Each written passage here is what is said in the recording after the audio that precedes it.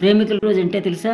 పూర్వం రోమ్ దేశంలో జీవించిన వాలంటైన్ ఆయన యువతకి ప్రేమ సందేశాలు ఇవ్వడం, ప్రేమ వివాహాలను ప్రోత్సహించడం చేసేవారు. అదే సమయంలో రోమును పాలిస్తున్న ఒక చక్రవర్తి తన కుమార్తె వాలంటైన్ అభిమానిగా మారడంతో ఆయనకి భయం పట్టుకుంది. అప్పుడు వాలంటైన్కు మరణశిక్ష విధించారు. ఈ సంఘటన ఫిబ్రవరి 14న జరిగింది. కాలక్రమంలో 2 దశాబ్దాల తర్వాత వాలంటైన్ మరణించిన రోజును ప్రేమికుల రోజుగా ప్రకటించారు. అప్పటి నుంచి ఆ దేశంలోనే కాదు, ప్రపంచవ్యాప్తంగా అన్ని దేశాల్లో ఈ ప్రేమికుల దినోత్సవం జరుపుకుంటున్నారు.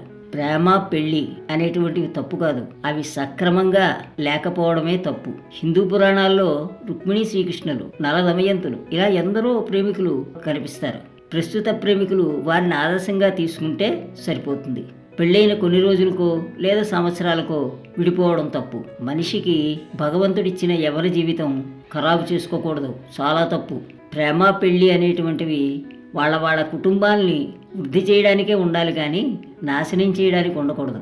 ముఖ్యంగా నేటి యువత ఆదర్శమైన జీవితాలు ఎంచుకుని గడిపితే గనక రాబోయే తరాల వారికి అవి ఆదర్శమై మరో 50 ఏళ్ళు ఆదర్శ కుటుంబాలు కనిపిస్తాయి.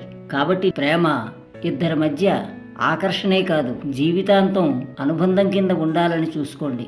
అంతేకాని ప్రేమ కక్ష్యలు కార్పణ్యాలతో జీవితాలు విడిపోవడానికి చూసుకోకండి. ప్రేమ అనేది ఇద్దరి మధ్య అనుబంధం అయితే జీవితం భగవంతుడిచ్చిన వరం, దాన్ని సద్వినియోగం చేసుకోండి. సర్వే జనా సుఖినో భవంతు. జై శ్రీరామ్.